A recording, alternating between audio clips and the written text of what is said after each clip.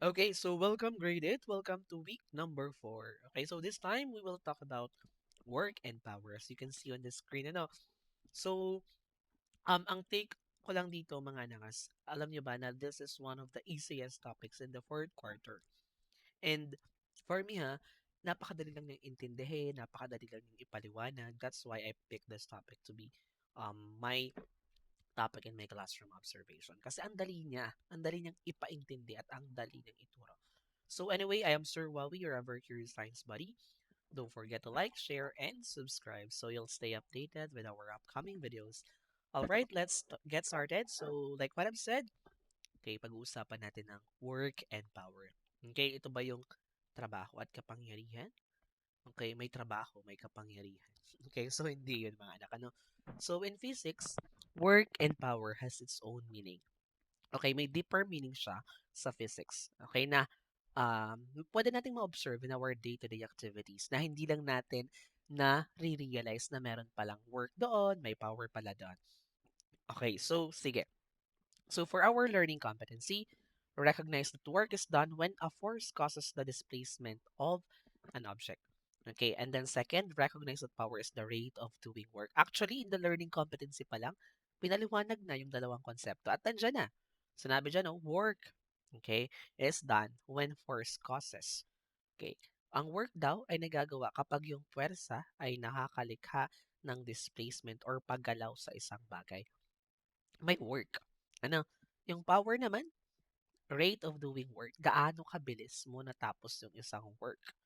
Okay. Siyempre, nandun yung time measurement. So, nandun pa lang sa learning competency, pinaliwanag yan na yung dalawang konsepto. So, let's dig deeper about this concepts. So, for the learning objectives, determine whether work is present or not present given some different situation. Okay, so magbibigay ako ng mga different situation and then we will try to assess whether it is work or hindi So, illustrate how negative work is done. May negative work. Kung may negative acceleration nga, edi may negative work din. So, analyze and solve problems related to work. So, syempre dito sa topic na to, we will try to solve or calculate problems related to work and of course related to power also. So, demonstrate the presence of power. Paano ba? Okay, yung power nakikita in everyday situations. So, for the next one, calculate the power exerted through an activity. Okay, so we will try to solve problems, calculate the amount of power exerted or the power, okay, the rate of doing work. So next, illustrate the relationship between work and power. Ano ba yung relationship between the two?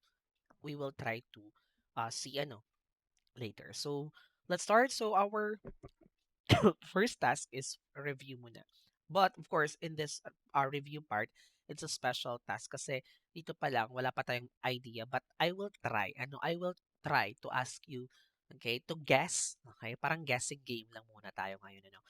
So sige, instructions, observe the following situations and determine, okay, whether work is done or not. No work or no work.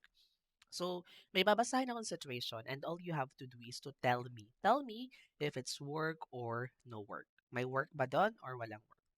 Sige. Situation 1, a student pushes a car with all their strength, but the car doesn't move.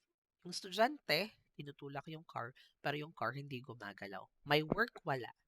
Okay, work or no work? Okay, correct. It's no work. So, we will try, to explain it later. Next, a student lifts a book from the floor and places it on the table. Yung book galing floor, binuhat. Okay? May work, wala. Meron. Okay, it's work. Next, a student walks across the classroom carrying a backpack at a constant height. Constant height. Okay, may work, wala. Focus tayo dun sa backpack. Ayan, no work. Okay, so sige. A student pulling a toy cart on the floor. Hinihila niya yung toy cart. Okay, so correct, it's work. And then lastly, we have a student pushes hard against a wall, but the wall doesn't move. Nakipagtulakan sa sementadong wall. Okay, so may work? Wala. Hindi gumalaw yung work. Correct. It's no work. So, we will try to explain this later. Babalikan natin kung bakit may work, kung bakit walang work. So, let's try first this activity. Unlocking vocabulary, work, and power. Identify and match key vocabulary terms related to work and power with their correct definitions. Okay, so this one, a vector quantity that is the shortest distance. Ano nga yung shortcut? The shortest distance from the initial to the final point. My initial point, my final point. It's correct displacement. Ano? Next, a push or a pull of an object. Correct. Force. Tama, no? Ano nga yung unit ng force? Newton. Ano yung unit ng displacement? Meters. Ano yung unit ng time? Seconds. Okay. What about this one? A vector quantities that move in the same direction. A vector quantities. Okay, let's say magbigay tayo ng mga vector. Let's say force, displacement. Okay. Kapag daw same yung direction or parallel. Ayan. Pag same direction, ang tawag natin ay parallel vector. Okay. And then duration of events. Duration of events, correct. It's time, ano. And then vectors that form a right angle. Let's say yung force and displacement naka-form ng right angle. Okay, anong tawag na? Parallel pa din ba? Correct. It's perpendicular vector. Okay. So we are done on that. So let's try to explain na. Okay, so this is one of the exciting part, understanding the concept of work. So explain and discuss the concept of work in physics using everyday examples. Okay, babalikan natin yung review. Kinalimutan niyo na ba? Hopefully hindi pa, ano. Ayoko kasi sa mga madaling makalimot eh. Mm-mm. Kasi nag-exert ako ng effort pero kinakalimot. Joke lang. Okay, so brainstorming activity muna tayo, work. Okay, so the question is, what comes into your mind when you hear the word work? Mga anak, ano yung pumapasok sa inyong isipan pag narinig niyo yung work? Ito ba yung kanta, no? Work, work, work, work, or trabaho lang, trabaho, trabaho. Okay, so share your ideas, mga anak. I'm afraid there are no right or wrong answers. I will accept all your answers kung ano man yan. So baka may magsagot sa inyo, anything that makes a person sweat. May work pag pinagpapawisan. Uhuy. Okay, anything that makes a person hungry. Pag nagugutom, okay, anything that requires effort. Nag-effort, may work na, nag-work. May effort pero nag-work ba? Tingnan natin kung nag-work. Okay, so activities that make us tired. So, tinignan natin. Ano, yun ba yung work? Okay. Kaya possible answers din yan. So, hopefully walang magsagot ng ganyan. Joke lang. Okay, so ano ba yung work? So, connecting ideas to physics. So, okay. So, in physics, work has a specific meaning, mga anak. Ano? So, tandaan natin, not all activities. Okay, not all activities that require effort are considered work in physics. So, hindi naman lahat talaga. Okay, hindi naman lahat na nag-require ka or nag-exert ka ng force is may work na. Okay? Hindi lahat ng nag-exert ng effort nagwo-work. Okay, so joke lang. Parang iba yun. Okay, so hindi lahat ng may effort, may force na in-applied work yon. Okay, so ano ba yung work? So sabi dyan na work is done when a force applied causes an object to move.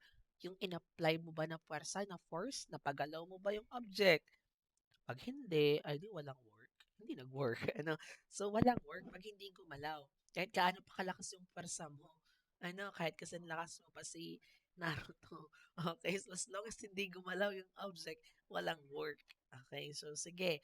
For work to be considered, ito yung mga conditions for work to be considered. Number one, a force must be applied.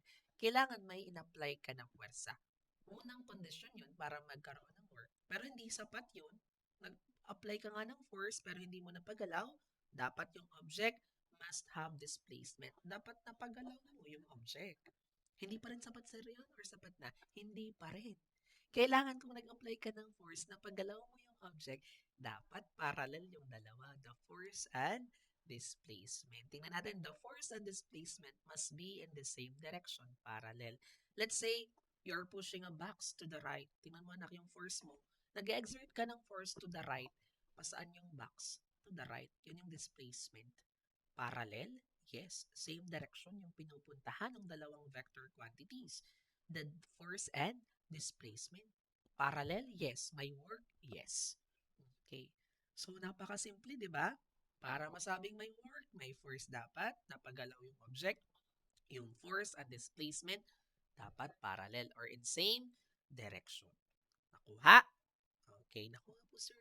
Sige, balikan natin. Dapat ngayon natin balikan to eh kasi yung mga binabalikan is sakit lang sa atin. Pero balikan natin. Okay, so bakit ito yung work kanina? Nag-exert ka ng force, di yan tinutulak. Napagalaw ba? Hindi. So, walang work. Ito, yung student, binuhat yung libro, galing saan? Sa sahig. Nag-apply siya ng force. Pasaan yung force? Papataas. Alam naman, par left and right yung force habang nagbubuhat ka. Diga, alangan downward force, nagbuhat. Diga, nung first mo, papataas. Pasaan yung direction ng book? Okay, papataas. Siyempre, papataas din. Alangan binuhat mo, yung book ay pababa. Okay. So, diga, same direction yung dalawa. So, my work, yes, my work. Okay, next. Sir, ito naman po, nagumagalaw yung estudyante kanina, pero bakit no work? Okay, sabi dyan, a student walk across the classroom carrying a backpack. Sabi ko sa inyo, mag-focus kayo dun sa backpack. Yes, gumagalaw yung estudyante. Okay, gumagalaw yung estudyante. Pero sabi ko, mag-focus tayo sa backpack. Yung displacement ng backpack, o pa saan yung direction, papa-left. Hindi pa pataas yung backpack, hindi pa pakaliwa or pa side or other side, pa-left yung displacement or galaw ng backpack. Pero yung puwersang ina-apply ng shoulder dun sa backpack, papasaan? Upward. Okay, pataas yung puwersa. Kaya hindi nalalaglag yung bag. So, may work or wala? Parallel ba yung force and displacement? Hindi. Okay, pataas yung isa naman ay okay, left or pakaliwa rather, left. Okay.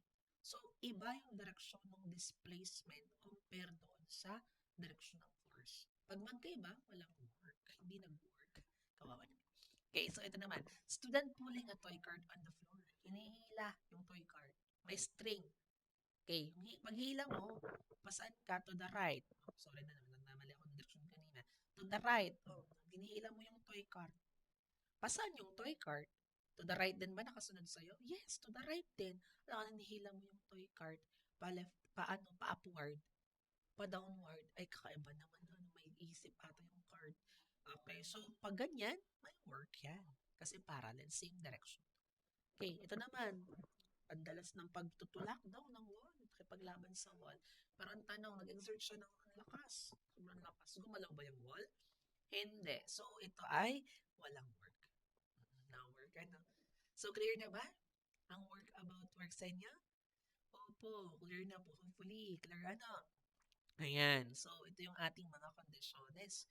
Dapat, okay, may puwersang in-applied, napagalaw yung object, and lastly, dapat yung puwersa at yung paggalaw ng object ay parallel or same direction. Nakuha. Okay. Yes po, sir. Nakuha na namin. Thank you po. Okay. Sige, proceed naman tayo sa formula for work. Excited na? So, to express work mathematically, ito yung gagamitin natin formula. Dalawa lang naman yung possible formula that we need to use, okay, to solve the value of work. Okay, so work is equal to force times displacement. Yan yung main formula. Pero, may mga anak, may isa pa tayong formula dyan. Pag yung work nagkaroon or naka-form ng angle, may special formula tayong gagamitin. Okay, yung work is equal to force times displacement cosine theta. Okay, and so ito po yung cosine theta. Yun yung angle na mag-form ng object or ng situation. Okay, ng work. Okay, so ano po yung W, sir? W stands for work. F, force. D is displacement. And then yung theta, parang zero na may half is theta ang masa, the angle formed. Ano? So when force and displacement are parallel, meron tayong 0 degree or yung equivalent ng angle ay 0 degrees kapag parallel. Okay, pag same direction. And, okay, cosine is equal to, that is 1. Okay, so ano yung unit muna? Ang unit ng work, joule. Ang force, balikan natin ano ulit? Newton. Okay, kung babalikan natin ano ulit yung formula ng force? Force is equal to mass times acceleration. Okay, so dapat what if dun sa problem, ang given ay hindi force at ang given ay mass tsaka acceleration. So kukunin nyo pa yung value ng force to solve the work. Okay, so dapat dito gagamit tayo ng yung natin, logic and then yung ating analyzation skills. Okay. So, identifying work in different situations. So, sige. Practical example of work. Ito yung may work. Saan yung direction of force? Pushing a box across the floor. To the right. Direction of displacement. To the right. Description of the direction of both vectors. Yung vectors na tinutukoy yung pwersa, tsaka yung force, tsaka displacement. Parallel ba? Yes, it's a parallel vectors. Next. Okay, so a force is applied and the box moves in the same direction as the force. Okay, parehas. Parallel. So it's a positive work. Okay, kasi same direction yung pinuntahan. Yung force and displacement, same. Yung direction parallel. Pero sir, possible kaya magkaroon ng negative work? Doon sa situation natin, pushing a box across the floor, may negative work kaya siya? Yes or no? Correct? It's a yes or no, ang gagaling naman. Okay, may yes pa din. Ano? Pag sinabi natin negative work, kapag yung pwersa, let's say yung displacement, pakanan, tas yung pwersa, pakaliwa, opposite. Pag opposite, parallel yung dalawa, may work pa din. Pero it's a negative work. Kailan po sir nangyayari yun? This situation meron eh. Yung displacement, tingnan nyo anak, pasaan yung box? To the right. Pero may another force pa dyan bukod sa applied force na galing sa'yo. Ano ulit? Box and the floor. Anong force yun? Frictional force. Pasaan yung frictional force? Pakaliwa, the opposition.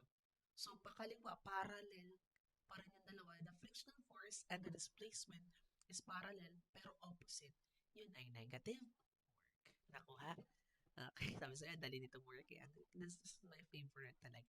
So, what about this one? Lifting a book from the floor to a table. So, upward, yung nag-lift ka, binuhat mo yung direction of displacement. Pasaan yung pakanan, kaliwa? Siyempre, pataas din. Ano? So, upward, description of the direction of both vectors, parallel. Okay, an upward force causes the book to move upward. Okay, what about this one? Pulling a cart using a rope. Direction of the force, to the left. Direction of displacement, to the left. Description of the direction of both vectors, parallel. Okay, so the applied force causes the car to move forward in the direction of the pull. Okay, next. Ito naman, no work is done. Direction of the force, holding a heavy bag while standing still. Basta hinuhold mo lang, hinahawakan mo yung mabigat daw na bag. Pero ikaw ay nakatayo lang. Sinabi bang gumagalaw yung bag? Hindi. Okay, so yung applied force, papataas, upward, pero gumagalaw ba yung bag? It did not move, ano? So, direct description of the vectors, not applicable kasi yung isa pataas, yung isa naman wala. Hindi natin matukoy kung saan. Okay, the first, or there is a force but no movement of the object. So, dito naman, pushing a wall that does not move. Direction of the applied force, to the right. Direction of displacement, gumalaw ba yung wall? Do not move. Okay, not applicable. So, a force is applied but there is no displacement. No work is done. Okay? So, what do you call work when the force creates an angle? Ay naman, pag nakakreate ng angle, yung work. Okay, let's say pulling a suitcase using a handle at an angle. Okay, tingnan natin mga anak, pulling a suitcase at nakahawak siya dun sa handle. May handle. Pag inihila niya yung ating suitcase, okay, yung force niya, okay, papasaan? Pakanan. Yung suitcase, papasaan? Pakanan din. Same yung direction. Pero yung ating handle, nakaka-create ng angle dun sa horizontal. Okay, nakaka-create siya ng angle. So, pag ganyan yung situation, ibang formula yung gagamitin natin kasi may angle. Okay? So, yung aking laptop, mga anak, ay nalolobat na. Magpapatay na siya. Okay, in 5, 4. Ako, wait lang mga anak. She's, teachers, pabilisan. Yung laptop ko malolobat. Okay. Excuse me. Ayan, so, may angle na na-form yung handle tsaka yung horizontal. Okay, so dito, it is still called work, but more specifically, it is work done by an oblique or angled force. Okay, so work is done as long as the force has a component parallel to the displacement. As long as the force and displacement, okay, is parallel, work pa din yun, despite na nakakreate siya ng angle. Okay, kaya nga lang may special case tayo kasi ang gagamitin natin dyan, the first angle but the suitcase moves forward, so work is done. Formula dito is yung work is equal to force times displacement cosine theta. So pag nagpipindot or magpipindot lang kayo sa calculator mga anak, just type the value of force, displacement, diretso, type cosine or press cosine, and then type the angle, let's say 45 degrees, and then press equal. Okay, ganun, tuloy-tuloy, huwag puputulin. Okay. If the force applied makes an angle of 90 degree from the horizontal, then work is 0. Okay, pag perpendicular or 90 degrees yung na-form na angle, automatic no work na doon kasi work is 0 in that situation. Okay. So, work problem solving challenge. So, magsasolve muna tayo ng work. So, this is the formula. Okay, ano nga ulit yung formula ng work? Work is equal to force times displacement. So, using triangle method, we can derive the other formulas. Let's say force ang hahanapin, pero ang given ay work and displacement. So, ang gagamitin natin ay force is equal to work divided by displacement. Pag displacement naman ang hahanapin, okay, at ang given ay work and force, ay di displacement is equal to work divided by force. Okay? Ano ang unit ng work? Joule. Ang force, Newton. Ang displacement, meter. Okay. So for sample problem number 1, a forklift in a warehouse lifts 1,000 Newton of boxes 34 meters from the floor. Compute the work done by the forklift. Okay, so ano nga ulit yung ating step by step sa pagsosolve? Given, required, formula, solution, then answer. Ano? So, unahin muna natin yung given. Ano yung mga given dyan? 1,000 Newton, 34 meters. Ano yung 1,000 Newton?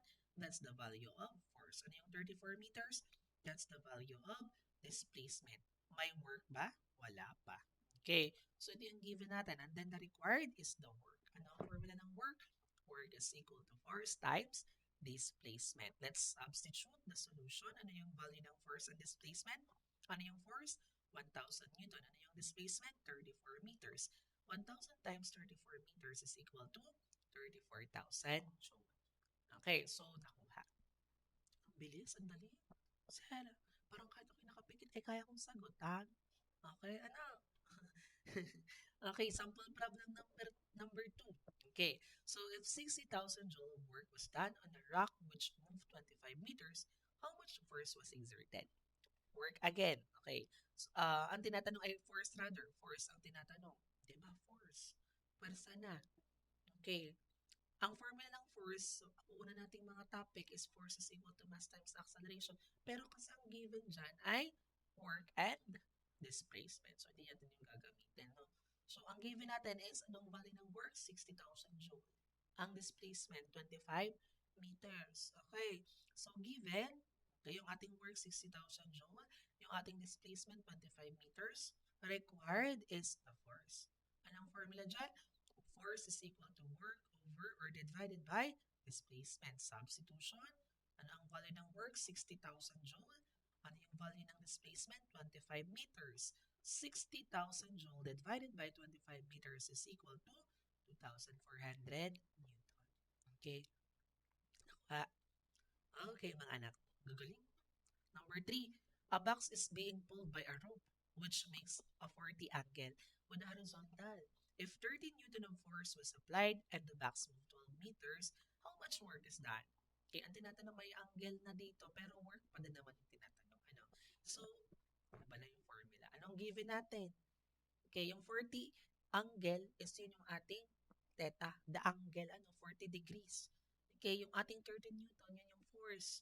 Okay, yung ating 12 meters, yun yung displacement. So, yun yung given. Unahin natin. Ang required work, ang formula, work is equal to force times displacement cosine theta. So, substitution. Anong value ng force? 13 Newton. Anong value ng displacement? 12 meters. Anong value ng angle? 40 degrees. So, sa pag-type sa calculator, scientific calculator, ganito. Type 30, okay, press times. Type 12, okay, press cosine. Type 40, and then press equal.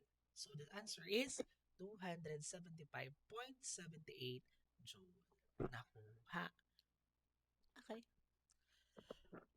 Next, problem number 4. A person pulls a sled with a rope at an angle of 30 degrees to the ground. If they exert a force of 50 Newton and the sled moves 10 meters, how much work is done on the sled? So yung ating given dito mga anak, merong angle ulit. Pero work pa din naman yung tinatanong. So yung ating force is 50 Newton, yung ating displacement is 10 meters, and then yung ating angle is 30 degrees. So yun yung given. Okay, and then yung required natin is work. And then the formula is work is equal to first times displacement cosine theta. Substitution, okay, 50 Newton, the value of force, 10 meters is the value of displacement cosine 30 degrees. So type 50 times 10, press cosine, type 30, press equal sign. The answer is 433 joule. Correct? What about the next problem? A car is being towed by a cable that makes a 45 degrees angle with the road. If the tension in the cable is 100 Newton and the car is moved 25 meters, how much work is done by the towing force? Okay, so dito, ang tinatanong ay work. Ano, how much work? So, meron tayong value, yung 45 degrees, the angle formed. Meron tayong 100 Newton, yun yung force.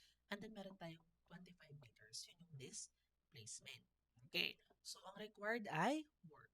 Ang formula is work is equal to force times displacement cosine theta. Okay, solution, substitution lang. 100 Newton times 25 meters cosine 45 degrees is equal to 100, 1,767.8 since 1 decimal, pala natin yung whole number na yan, or 1,768 joule.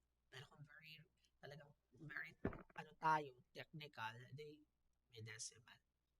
Sige, exploring power through problem solving. So, mga anak, we are done on work. Ano, so, natandaan ba? Naintindihan yung concept or the concept of work? Very good. So, proceed na tayo sa power. Understand the concept of power and solve problems using the formula, using the power formula. Okay? So, before that, what is power muna? Doon sa learning competency pa lang, pinaliwanag na yung buong power. Power is the rate of doing work. It tells how fast work is done. Kung gaano kabilis natapos yung work, that's power. Okay, so may time doon. Gaano ba kabilis natapos yung work? Kaya they are connected, ano? When it comes to relationship, they are connected. Okay, let's say, gaano katagal mo nataas yung isang box? Gaano? Power. Gaano kabilis? Okay, so situation, when you go upstairs for 30 seconds, you show power. May power dyan. Okay, so the unit for power is joule per second or watts. Okay, so yung formula natin is power is equal to work over time or divided by time, or P is equal to W over T. Nagda-divide time. So for this one, power is equal to work divided by time. Okay, and then pag hanapin naman natin ay work, pero ang given ay power and time, ay di magta-times tayo. Work is equal to power times time.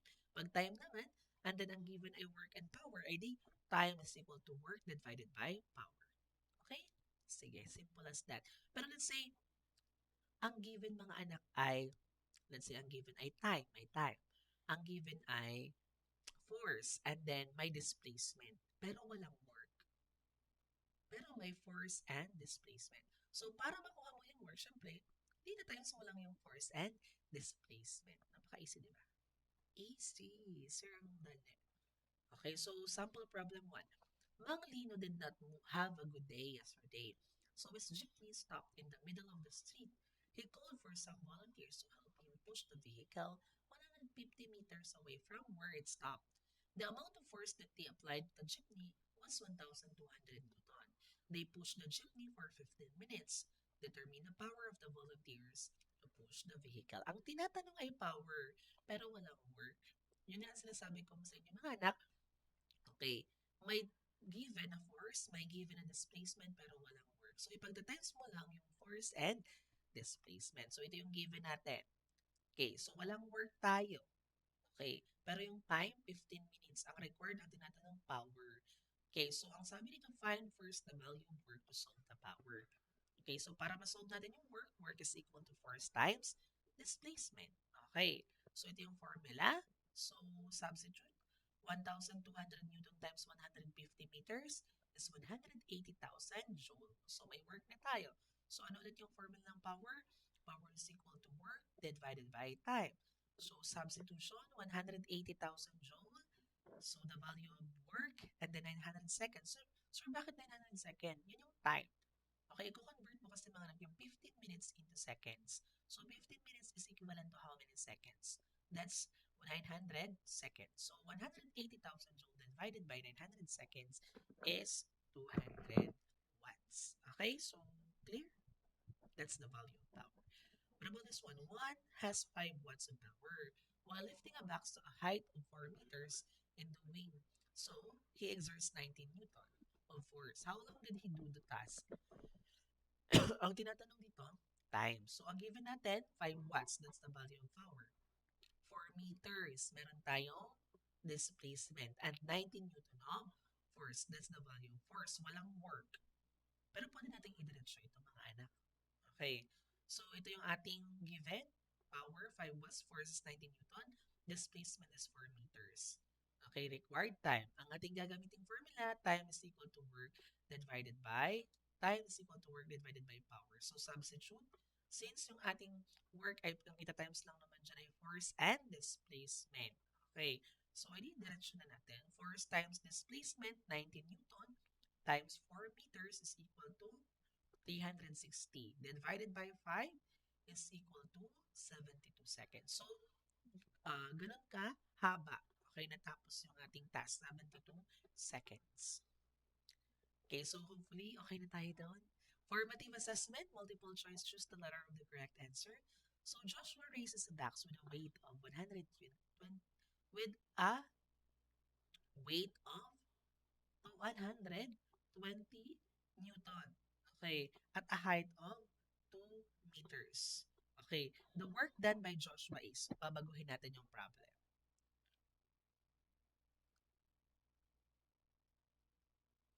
Ayan, nabago ko na, pinanan ko na yung weight. Joshua raises a box with a force of 120 Newton at a height of 2 meters. The work done by Joshua is, so ang gagawin lang natin dito is magta-times lang tayo. 120 times 2 is equal to 240. Okay, it's letter D. Okay, 240 joules. What is the power output when a 20 joules of work is done by an object for 5 seconds? Okay, so ang gagawin lang natin dito, mag-divide lang tayo kasi work over time. So 20 divided by 5 is 4 watts or letter D. Okay, what is the value of 5.5 kilowatt hour in joules? Okay, actually, hindi ko ito nasabi. But it's letter C, 19.8 times 106 joule. Okay, so next, what is the work done to a 10 kilogram object that is raised to a height of 2 meters? Okay, ang given, 10 kilogram at ang height 2 meters. Pero ang tinatanong work, what is work? Ay di ba ang formula natin mga anak sa work is equal to force times displacement. So hahanapin muna natin yung force. Eh wala po sir force. So mag-iisip ka ng way. Paano mahanap yung force? Ano ba yung formula ng force naturally? Its force is equal to mass. May mass ba? Yes, 10 kilogram. Times acceleration. Sir, ano yung acceleration? So, wala naman dyan. So, ang ginawa mo, tinaas mo, may gravity yun. So, anong bali ng gravity dito? 9.8. So, 10 times 9.8 is equal to, ang sagot, 10 times 9.8 is equal to 98. Ano? So, check na ako. Check kung ako yung nagmano-mano. 10 times 9.8. Correct ako. Correct. O, diba? 98. Okay, so, 98. Ngayon, meron na tayong 4. So, 98 times, okay, 2 is equal to, okay, 196. So, it's letter A. Okay, number 5. How much work is consumed when a 500 watt blender runs for 8 seconds? Okay, ang tinatanong ay work ano. Okay, pero ang given natin ay power and time.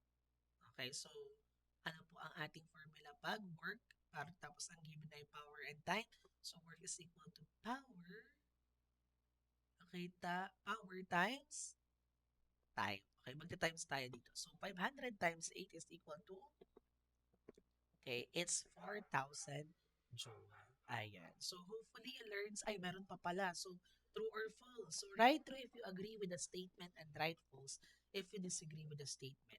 If your answer is false, change the underlined word to make it correct. So, work is a vector quantity.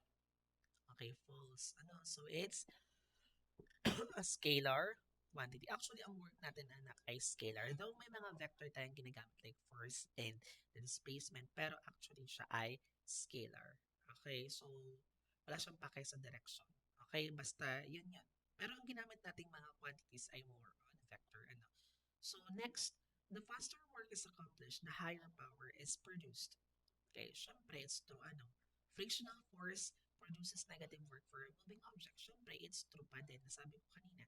Maximum work is produced when the force and displacement are perpendicular each other. It's false. Pag perpendicular, zero work. Power is directly proportional to time and inversely proportional to work. It's false. Actually, power is inversely proportional to time and directly proportional to Okay, so ano bang ibig sabihin ng inversely? Magkabaliktad. Kasi pag power ay mataas, okay, mababa yung time. Okay, or napakabilis lamang. And then, pag mataas yung power, ay di mataas din yung work. Okay, so directly proportional sila. Okay, kumbaga parehas. Pag sinabi ng natin directly proportional, parehas yung tinutumbok. Pag inversely, iba. Okay, opposite. So, hopefully you learned something today. Thank you so much, mga anak. Medyo na liwanagan tayo. Thank you!